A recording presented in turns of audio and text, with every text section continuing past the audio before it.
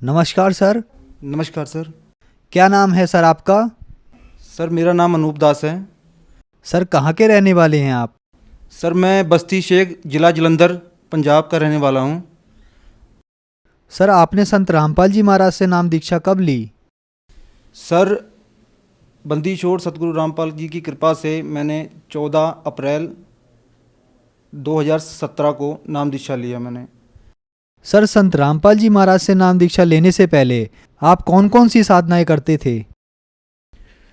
Sir जी मैं नाम दीक्षा लेने से पहले मैं एक जोत सर्वव्यापक, जो कि लुधियाना के लाडोवाल में डेरा है उनका, और वहाँ से मैंने नाम दीक्षा लिया हुआ था। फिर उसके बाद मैं बाबा बालानाथ की चौकियाँ भी किया करता था और भेंटे भी बोला करता था। रात को 2-2 बजे तक, 3-3 बजे तक मैं भेंटा भी बोला करता था।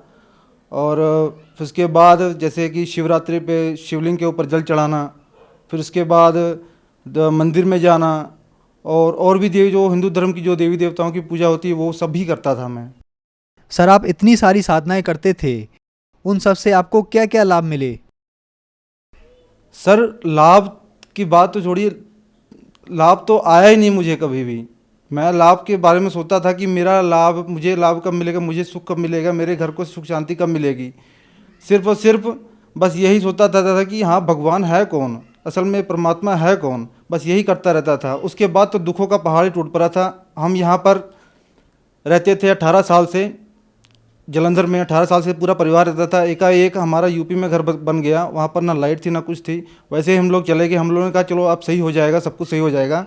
फिर उसके बाद वहाँ पर गए, तो वहाँ पर जाने के बाद मैं 1 साल में पूरा घर का पूरा ही नक्शा बदल गया हमारा। पूरे परिवार में सब बीमारियों से रोने लगे कि यार क्या हो गया, अब सही होगा, आगे कुछ नहीं होने वाला। नहीं, आगे एक मुसीबत ख़त्म होती थी तो दूसरी मुसीबत ऑटोमेटिकली शुरू हो जाती थी।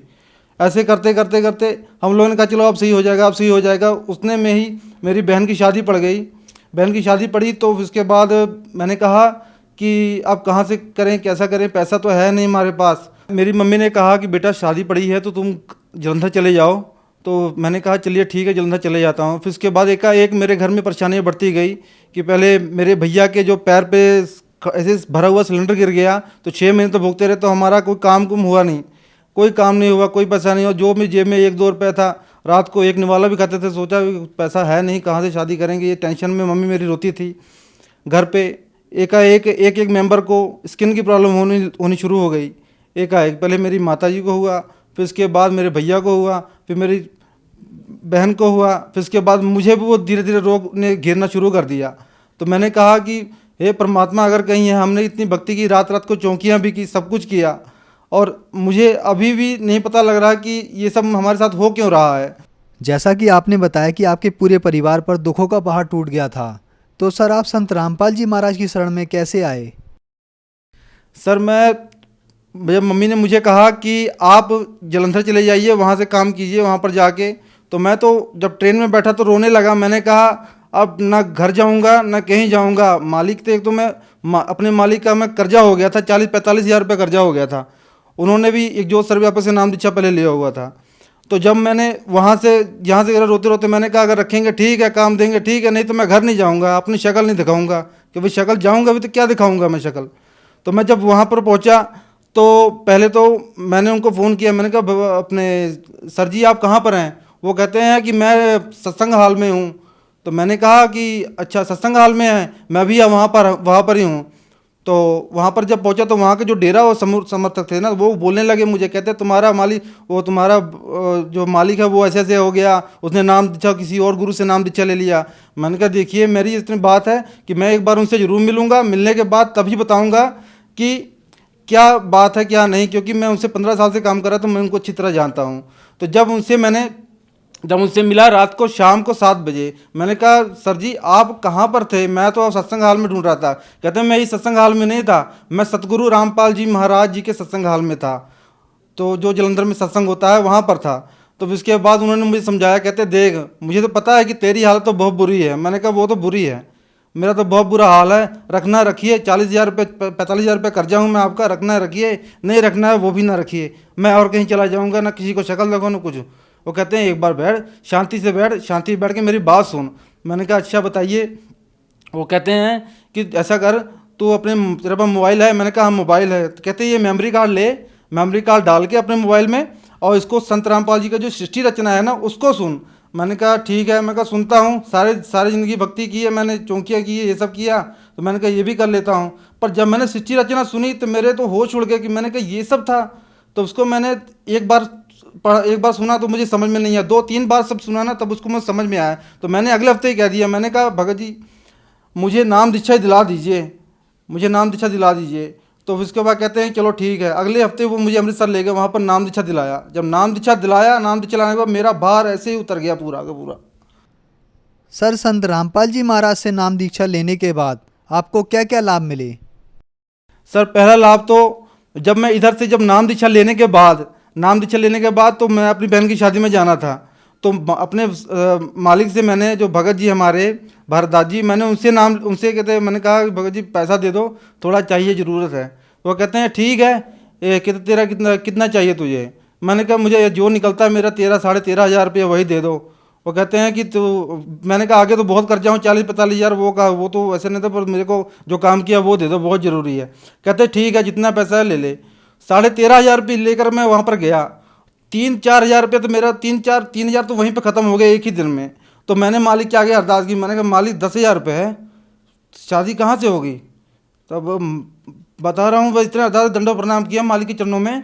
बस ऐसे ही जेब में से पैसे नहीं खत्म हुए, लास्ट में मेरे जेब में 500 रुपये बचा, पूरी शादी नहीं बढ़ गई मेरी। मैंने कहा मालिक जय हो बंदी छोड़ की, आप तूने लाज रख ली मेरे परिवार की। तो इसके बाद घर घर को मैं समझाने लगा, क्योंकि मुझे तो परमात्मा का ज्ञान, परमात्मा के वचन सुनता था तो मुझे सारा ज्ञान होना शुरू हो गया था।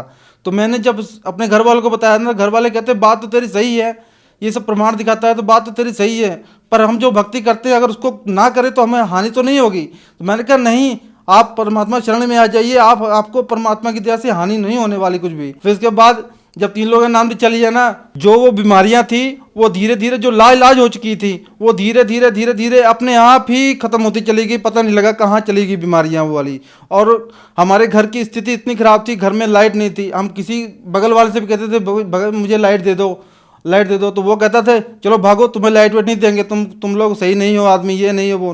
मैंने कहा चलिए ठीक है, आप लाइट नहीं देंगे। मैंने कहा बंदी छोड़, सतगुरु रामपाल जी है हमारे, उन्हीं के आश्रय है। परमात्मा की ऐसी कृपा हुई कि घर में तुरंत के तुरंत हफ्ते के अंदर अंदर ही लाइट लग गई, लाइट लग गई। फिर उसके बाद हमारे घर की जो स्थिति थी, जो काम का था, सब कुछ था, वो हौली हौली हौली धीरे धीरे सारा कुछ सही हो गया, सारा कुछ। इस वक्त परमात्मा सतगुरु रामपाल जी महाराज जी की पूरी पूरी कृपा है हमारे परिवार के ऊपर।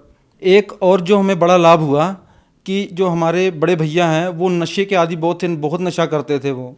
तो वो कहते थे अनूप ये संत रामपाल जी महाराज नशा छुड़वा देते हैं। मैंने कहा हाँ छुड़वाते। कहते यार मेरे से तो छोड़ा नहीं जाता। तो वो कहते हैं कि नशा कैसे छूटेगा? कहते हैं नशा छूट जाए मेरा तो मैं बहुत सुखी हो जाऊं। मैंने कहा चलिए ठीक है, आप नाम दीक्षा लीजिए, परमात्मा दया करेंगे। तो जब उन्होंने नाम दीक्षा लिया, नाम दीक्षा लेने के उपरांत ही दूसरे दिन से आज 7 महीने हो चुका, उन्होंने एक भी नशा नहीं किया। तो वो कहते हैं मुझे कि कोई चमत्कार हुआ? मैंने कहा चमत्कार, सबसे बड़ा तो चमत्कार ये है परमात्मा ने कर दिया कि तुमने नशा ही छोड़ दिया बिल्कुल। कहता हाँ। तो उसने जाके दंडोत प्रणाम परमात्मा के चरणों में किया। और जब से संत रामपाल जी महाराज जी के चरणों में हम लोग आए हैं, पूरा परिवार आया है, तो उनकी दया पूरी पूरी हुई है। कोई भी कष्ट, कोई भी दिक्कत, कोई भी कुछ नहीं हो रहा, हमारा पूरा नॉर्मल हो गया है बिल्कुल भी परमात्मा की दया से। सर, जो श्रद्धालु आज आपको सुन रहे हैं उनको आप क्या संदेश देना चाहेंगे? मैं ये संदेश देना चाहता हूँ कि आप इधर उधर भटकिए मत। इधर ये जो भी पूजा आप कर रहे हैं, ये पूजा नहीं सही है आपकी। और जो भी गुरु जी आप गुरु को मान रहे हैं और भी गुरुओं को मान रहे हैं, वो सही नहीं है आपकी। आप संत रामपाल जी की शरण में आइए और अपना पूरे परिवार का और सभी समाज का कल्याण करवाइए। सर, संत रामपाल जी महाराज आज जेल में हैं और जो भी भक्त समाज संत रामपाल जी से जुड़ना चाहता है तो वह संत रामपाल जी से कैसे जुड़ सकता है? कई टीवी चैनलों पर संत रामपाल जी महाराज जी का सत्संग आता है और उसके नीचे पट्टी आती है, उसके ऊपर नंबर लिखे होते हैं। नंबर से आप संपर्क करें और अपने पास के जो नाम केंद्र हैं उस पर जाके आप नाम दीक्षा प्राप्त कर सकते हैं। धन्यवाद सर आपका। सत साहिब जी।